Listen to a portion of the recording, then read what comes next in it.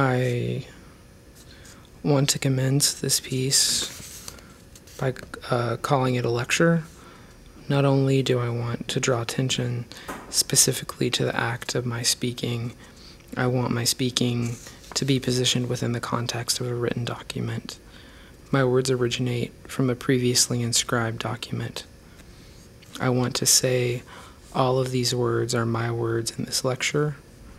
I say this, and they are. I have organized them into the lecture. I have created their meaning through organization.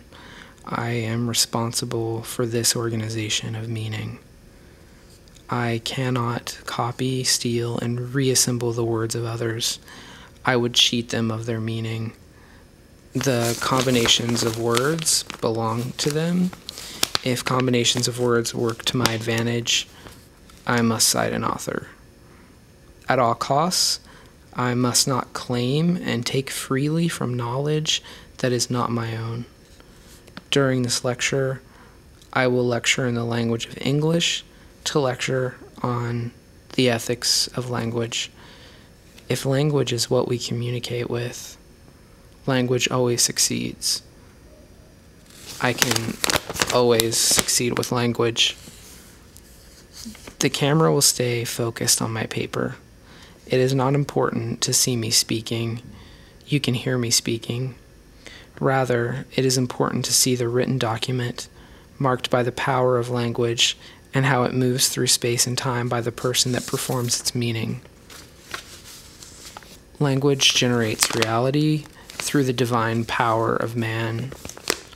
Life and language, a divine force, a divine knowledge, or a divine voice, knowledge inherited through the poetics of man's existence. To author is to act out the power of linguistic beauty. Man, tradition, and beauty fashion the tool of the word. We must always view language and text as mystified beauty. An ethical tradition at the base of civilization, there is no need to gain authority.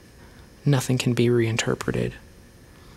All language is exposed before us to communicate with man, life, God.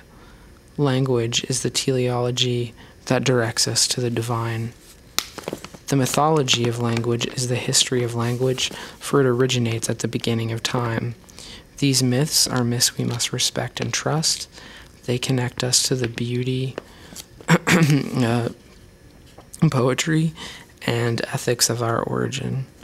We can never break the bonds of these ancient forms because they solidify all knowledge.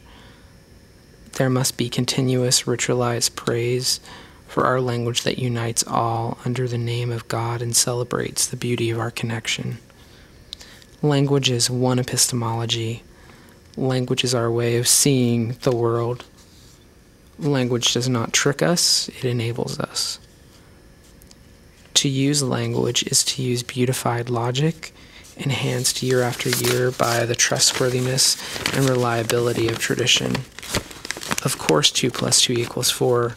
Our social orders, laws, and systems of symbolic relations make the future possible. The logic language embodies is the promise of a beautiful future that respects the ethical laws of nature and God. We cannot recode language. We cannot sexualize language. How can we make vulgar that which has always believed in us? How could we ever turn that which has our utmost respect into pornography? Our world and God have provided us with a tool to unite. It would be unnatural to reject what we have been given. To speak an unnatural language is to speak to no one, is to fail, is to defy our world. To speak an unnatural language is to welcome death. Language is everything and powers everything. Language offers us universal symbols of poetry and divinity, a common logic of eternal trust and truth. This lecture offers faith to trust what we know and have been given. We must create together in language, and it is beautiful. The lecture succeeds because language never fails us.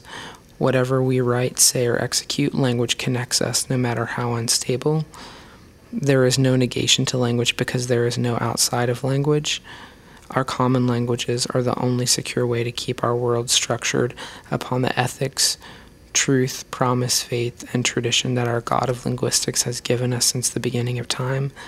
Language has never failed to unite our natural world.